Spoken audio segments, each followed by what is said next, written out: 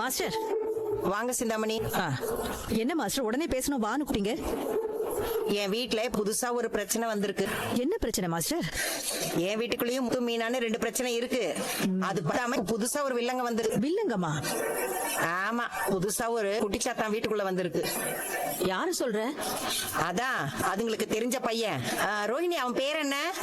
கிருஷ் aunty. அப்படியெல்லாம் idea கொடுத்துட்டு இருக்கீங்க? கிட்னாப்லாம் பண்ண சொல்றீங்க? போலீஸ் கேஸ் ஏதாவது ஆயிடுச்சுன்னா?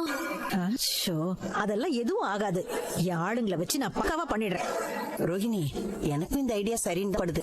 என்ன ஆண்டி இப்படி சொல்றீங்க? பையனுக்கு ஏதாவது ஆயிடுச்சுன்னா? அவனை ஆசிரமத்துல தானே சேர்க்க போறோம். அதெல்லாம் ஒண்ணும் ஆகாது. சிந்தாமணி, நீங்க சொன்ன மாதிரியே பண்ணிடுங்க. அது சரி, அந்த பையன் எந்த ஸ்கூல் படிக்கிறான் மாஸ்டர்?